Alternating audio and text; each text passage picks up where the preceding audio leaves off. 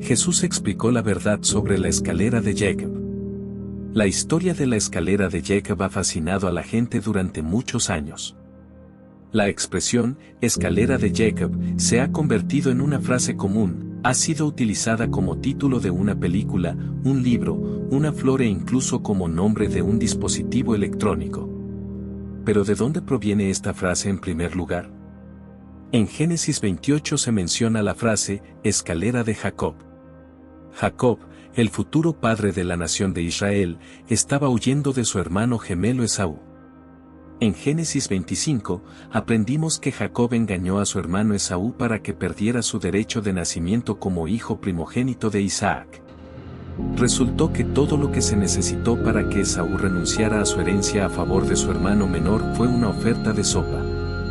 En Génesis 27, Jacob elevó su juego al hacerse pasar nuevamente por otra persona para engañar a su padre anciano y casi ciego para que lo bendijera. Estas decepciones combinadas transfirieron a Jacob tanto las bendiciones físicas como espirituales de la línea familiar. El robo de Jacob de la bendición y el derecho de nacimiento de Esaú causó tensión entre él y su hermano mayor. A causa de esto, la palabra de Dios dice en Génesis 27 horas y 41 minutos, Esaú odiaba a Jacob por la bendición con la que su padre lo había bendecido, y Esaú decía en su corazón, los días de luto por mi padre están muy cerca, entonces mataré a mi hermano Jacob. Esaú decía esas palabras con seriedad, sabiendo que su madre Rebeca envió a Jacob a su hermano Labán en busca de refugio. Jacob esperaba encontrar una esposa y establecer una nueva vida allí, a salvo de la furia de su hermano, con el permiso de su padre en Génesis 28, 5. Antes de empezar con el contenido de hoy, quiero pedirles un pequeño favor. Si disfrutan de nuestros videos y desean seguir viendo más contenido emocionante, les invitamos a que den me gusta a este video y se suscriban a nuestro canal. Es la mejor manera de apoyarnos y mantenerse al tanto de todas las nuevas historias y videos que compartimos. No se olviden de activar la campanita de notificaciones para no perderse ni uno solo. Gracias por ser parte de nuestra comunidad y ahora, disfruten del video. Entonces Isaac envió a Jacob a Padán Aram, a la casa de Betuel, el arameo, hermano de Rebeca, madre de Jacob y Esaú.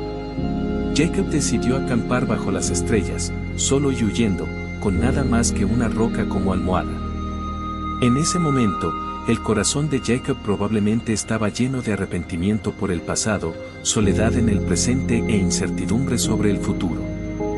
Pero entonces, la historia dio un giro trascendental en Génesis 28, 11-22. Llegó a un lugar específico y se quedó allí esa noche porque el sol se había puesto. Tomando una de las piedras del lugar, la puso debajo de su cabeza y se acostó a dormir. Soñó que había una escalera o una especie de escalera colocada en la tierra, cuya parte superior se perdía en el cielo. Y vio a los ángeles de Dios subiendo y bajando por ella, yendo y viniendo del cielo.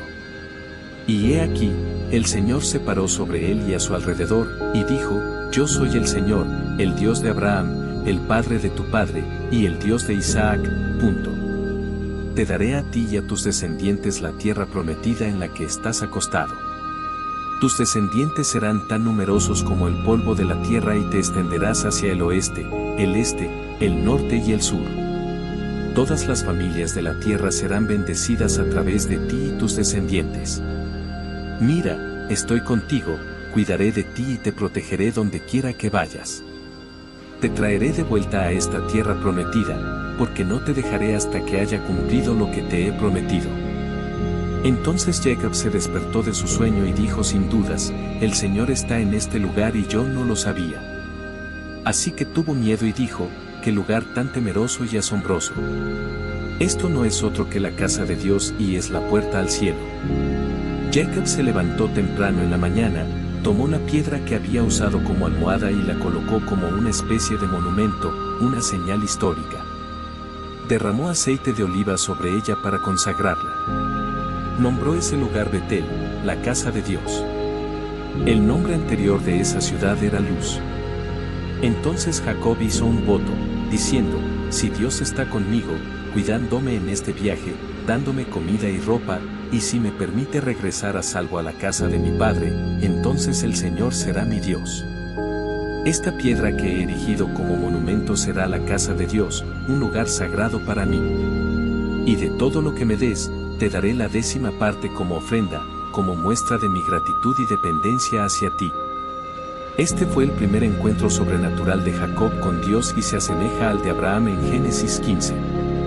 También vale la pena señalar que Jacob tenía casi la misma edad que Abraham cuando Dios le dijo que dejara su hogar y viajara a una tierra nueva.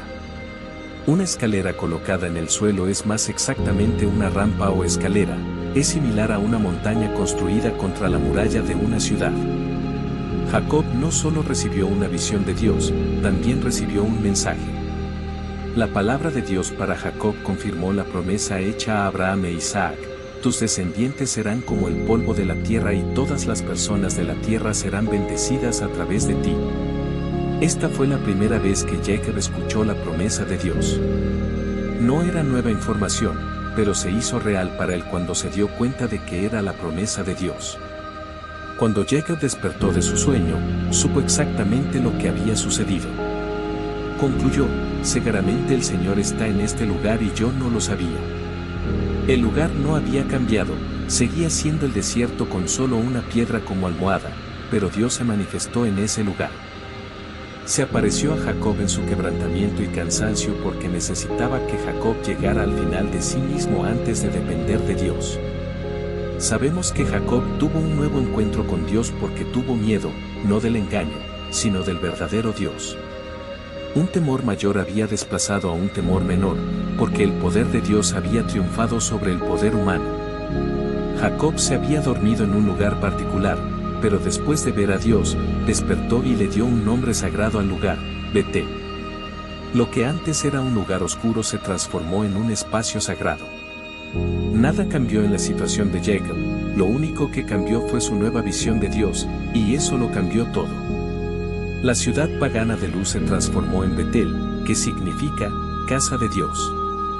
Jacob derramó aceite sobre la tosca piedra que había usado como almohada, transformándola en la piedra angular de un altar centrado en Dios.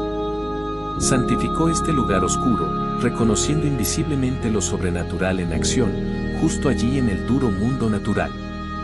Aunque Jacob se había hecho con la mayor herencia al reclamar la línea familiar para él mismo, Dios quería que entendiera que, aunque era el heredero elegido por Dios para cumplir las promesas de multiplicar a sus descendientes en una gran nación que Dios llamaría suya, Dios estaba a cargo, no Jacob. El plan se llevaría a cabo a la manera de Dios, no de Jacob. Pasaría un tiempo antes de que Jacob comprendiera completamente esta verdad. Este es el momento visual del sueño de Jacob, pero ¿qué significa? En su encuentro con Natanael, el Señor Jesús hace una aparente referencia a este incidente. Natanael había conocido a Felipe después de haber adquirido una nueva alegría. Felipe estaba ansioso por compartirla con alguien, así que decidió hablar con Natanael. Mantuvo su mensaje simple y breve, le dijo a Natanael que había encontrado al Mesías, aquel que había sido anunciado por Moisés y los profetas, Jesús de Nazaret.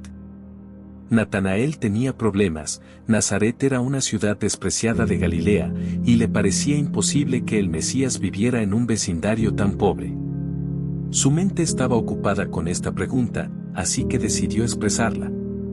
Felipe no planteó argumentos, sintió que la mejor manera de responder a las objeciones era presentar a los hombres directamente al Señor Jesús. Juan 1:47, Jesús vio a Natanael que se acercaba y dijo de él: He aquí un verdadero israelita, en quien no hay engaño, ni doblez, ni falsedad.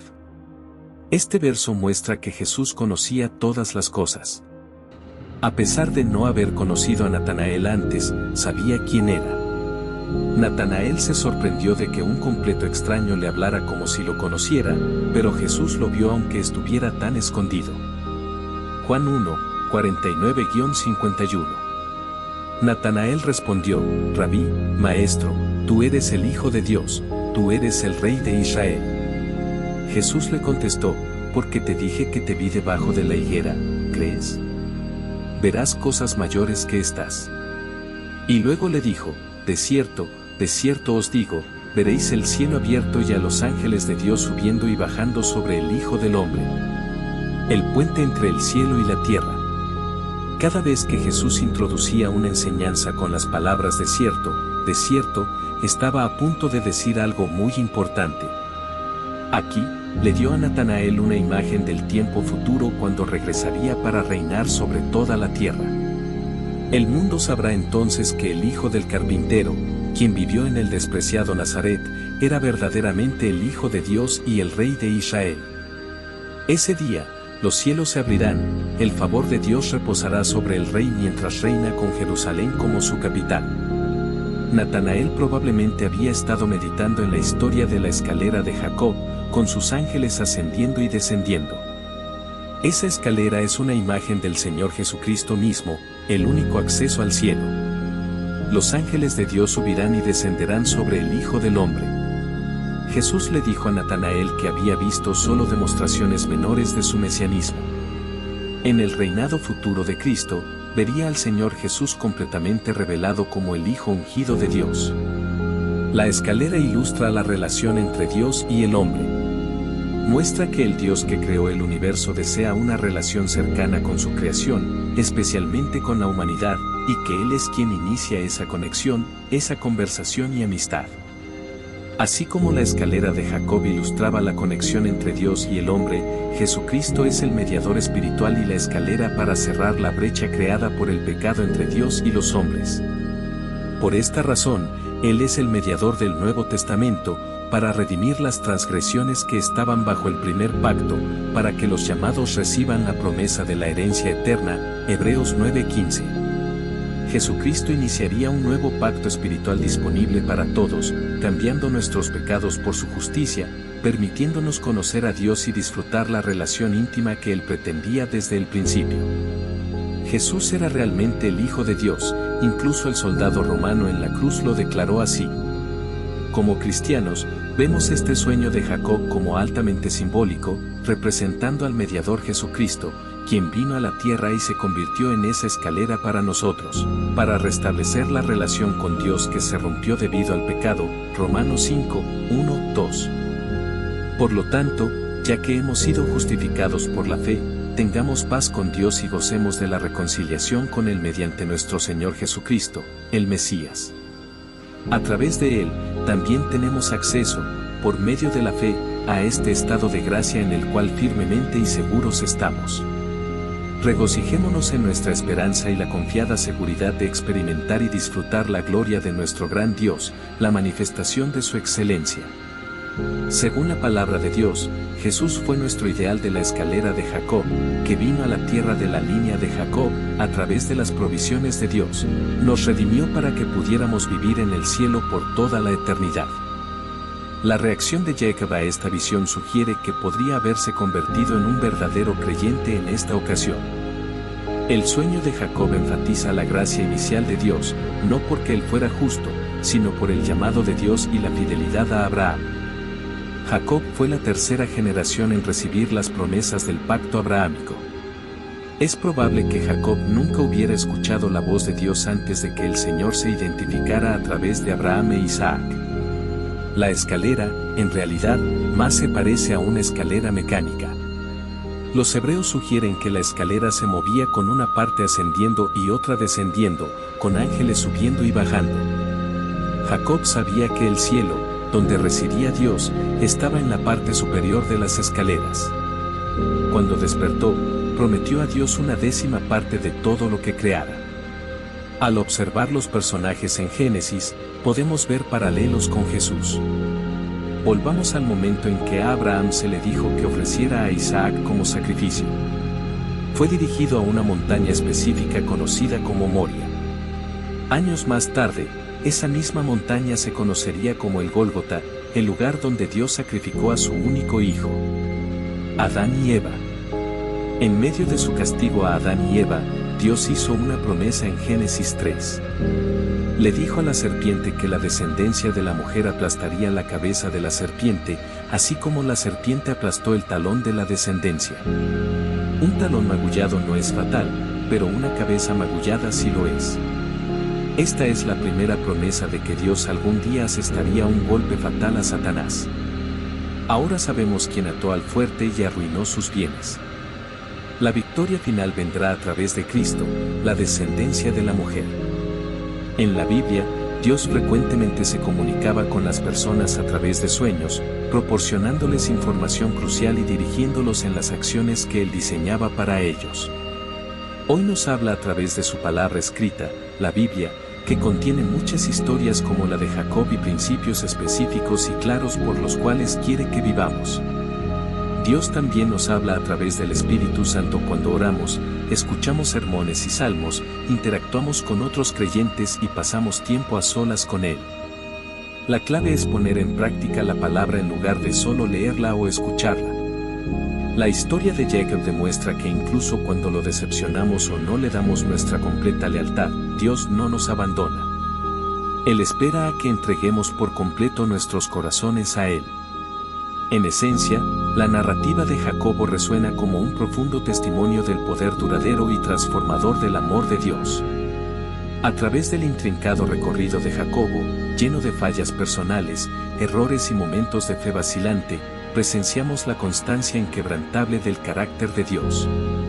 Se presenta como una narrativa divina en la que la fragilidad humana se encuentra con la fidelidad divina, donde las deficiencias chocan con la gracia ilimitada.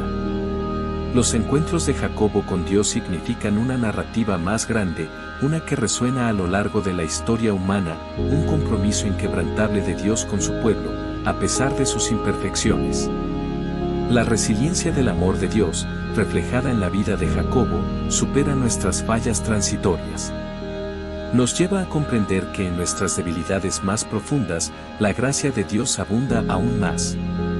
A través de los altibajos de la historia de Jacobo, obtenemos una verdad profunda: la fidelidad de Dios no depende de nuestra perfección o lealtad inquebrantable, sino de su naturaleza inmutable. Es un retrato de paciencia divina, esperando a que volvamos nuestros corazones en completa rendición, invitándonos a experimentar la plenitud de su amor implacable.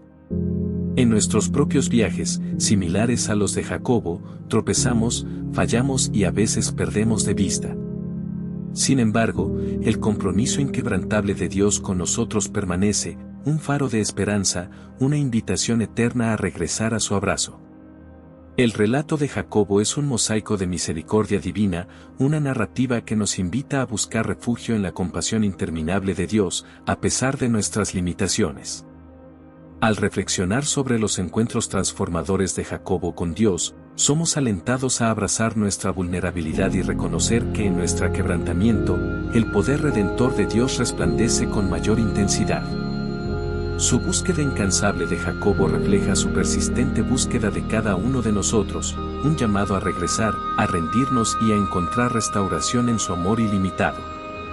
Así, la saga de Jacobo no es solo un relato histórico, es una narrativa atemporal que nos invita a reconocer las profundidades insondables del amor de Dios, un amor constante, infalible y siempre dispuesto a encontrarnos donde estemos en nuestro viaje. Nos insta a acercarnos, a abrazar nuestra humanidad y encontrar consuelo en la seguridad de que, en el abrazo de Dios, nuestras imperfecciones son transformadas por su gracia perdurable e ilimitada.